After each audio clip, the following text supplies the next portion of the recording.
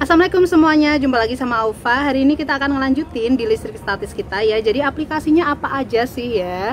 So, yang pertama adalah di bola konduktor. Jadi apa itu bola konduktor? Ya, bola konduktor adalah bola yang ada muatan listriknya tapi cuma di luar doang.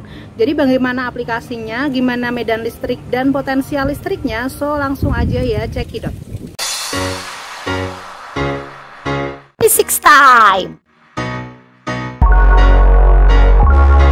Baik, kita akan ngomongin bola konduktor. Jadi konduktor itu apa sih ya? Bola konduktor adalah bola yang memiliki muatan tersebar merata di permukaannya. Oke.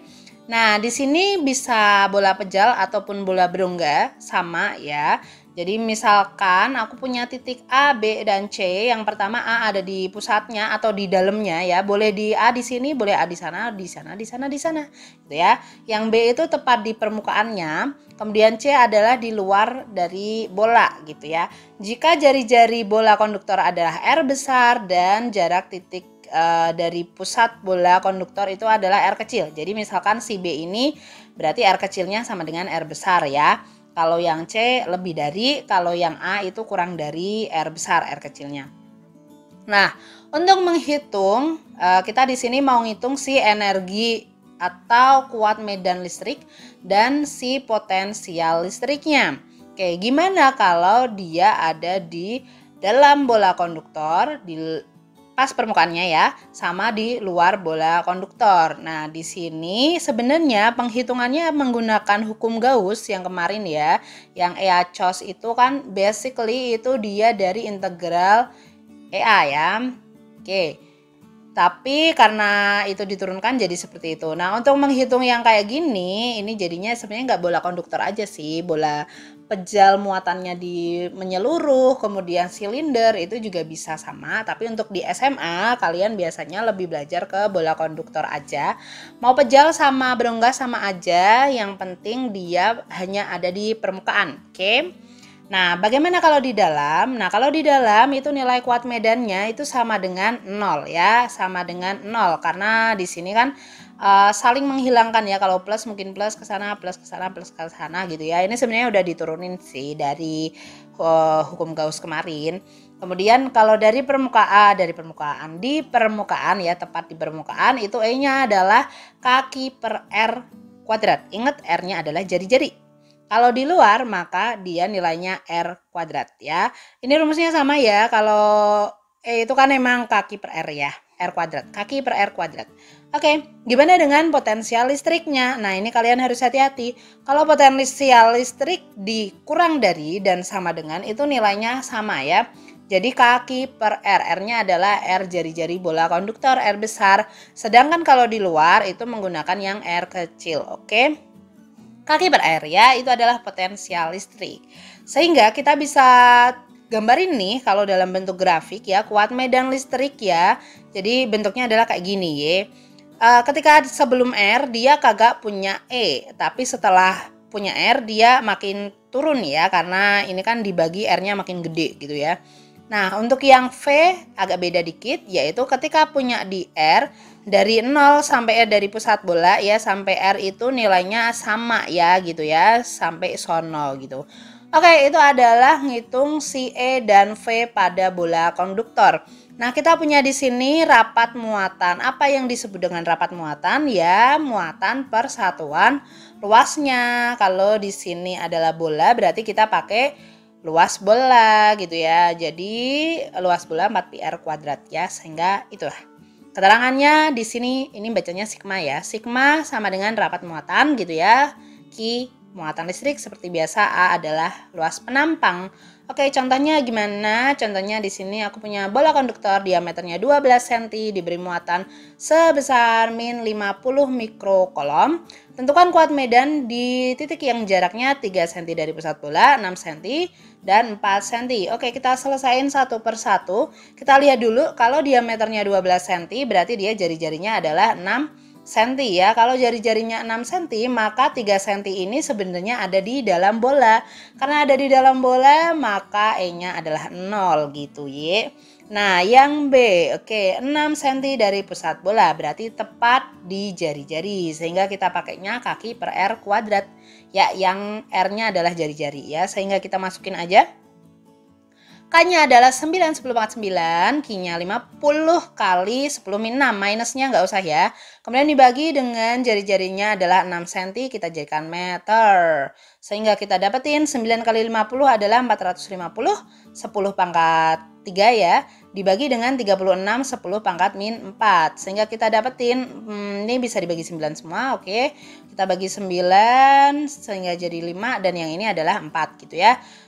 Nolnya masih ada 4 ditambah 4 jadi 8 gitu ya. Oke, 5 bagi 4 1,25. Oke, gitu aja. Baiklah, kita akan nyari yang C ya. Di sini 4 cm dari permukaan bola. Oleh karena itu, karena kita ngitungnya selalu dari pusat bola, jadi 4 ditambah jari-jarinya gitu ya. Jadi R-nya adalah 10 cm alias 0,1 meter. Sok, tinggal dimasukin ke rumusnya aja. Kaki per R kuadrat dengan R-nya adalah R kecil dan K-nya adalah 9, 10 pangkat 9 kali Q-nya ya per R kuadrat. Nah, di sini 9 kali 5 itu 45 ya, 450. 9 min 6 itu berarti 3, yang bawahnya min 2. Oke, 0 sama 3 berarti 4, 4 tambah 2, 6. Alias 4,5 kali 10 pangkat 7. Kayak gitu ya. Nah, itu tadi si bola konduktor. Nah, sekarang kita akan masuk ke konduktor 2 keping sejajar. Kalau tadi udah bola, sekarang kita ke keping yang sejajar. Nah, keping sejajar ini kayak gimana maksudnya ya? Ini biasanya nanti yang akan menjadi dasar dari kapasitor, tapi tidak apa-apa, kita belajar ini dulu. Nah, sini ada 2 keping yang muatannya jenisnya beda. Tapi biasanya nilainya sama, jadi 1 plus Q, yang kedua min Q gitu ya.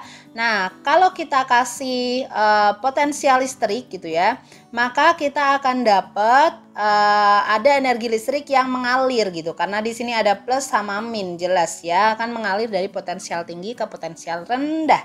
Begitu dengan kepingnya, luas permukaannya adalah si A ya, jadi luas ini gitu ya. Kalau nyata sih dia bentuknya mungkin kayak kubus gitu, jadi luas permukaannya hanya luas permukaan yang satu sisi doang ya. Nggak hanya kubus sih, balok juga bisa, yang lain ya pokoknya lah ya, jadi satu sisi aja. Nah, di sini kita bisa ngitung rapat muatan seperti tadi gitu ya, di bola konduktor rapat muatan itu adalah Q per A. Oke, Q per A ya. Jadi udahlah ya, sigmanya Q per A. Nah, sekarang kuat medan listriknya gimana? Nilai kuat medan listriknya itu sama dengan sigma per epsilon. Oke, sigma per epsilon. Dengan epsilon ini bergantung sama ruang di dalam sini. Kalau misalkan dia vakum atau udara, maka nilainya akan setara gimana? Dan kalau misalkan di sini diisi apa, akan setara gimana ya? Kalau diisi apa berarti mediumnya bukan udara. Nah, kalau ketika kita diisi udara, maka E ini akan berganti dengan epsilon 0 ya. Ya Allah, epsilon gitu ya.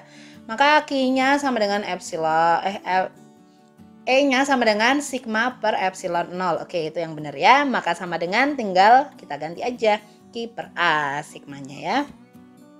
Kalau mediumnya bukan udara, maka si epsilon ini akan diubah menjadi K kali epsilon 0. Dengan K-nya adalah konstanta dielektrikum ya. Di sini kagak ada ya, kagak gue tulis. Oke, udah kecepatan cuy. Nah, di sini K-nya adalah konstanta dielektrikum, tergantung misalkan mika itu berapa, misalkan di si gel itu berapa, kayak gitu ya. Nah, jadi ini bergantung sama si bahan di dalamnya. Oke, kita akan masuk ke contoh soal yang tadi sudah spoiler gitu ya, salah. Oke, gak apa-apa. Gambar di samping menunjukkan konduktor 2 keping sejajar yang dimuati oleh baterai 240 volt. Kedua keping berada dalam vakum, beda potensial di titik C yang berjarak 2 cm dari titik B. Oke, di sini ada keping yang jarak antar kepingnya adalah 4 cm. Kemudian kita disuruh nyari potensial tapi di titik C. Mana titik C-nya? Kagak ngerti ya. Yang penting kita selesaiin aja sehingga kita bisa tulis dulu ya. V-nya adalah 240 volt. Ini baterainya maksudnya ya. Kemudian si D-nya itu 4 cm dan Kita ubah ke meter ya. 4/10-2, kemudian ada DBC-nya adalah 2 cm ya, jarak antara B dan C maksudnya. Oke, yang ditanya adalah V antara B dan C, sehingga kita bisa nyari dulu si E ya. Kalau E-nya ya E di sini gitu ya. E itu kan kaki per R kuadrat.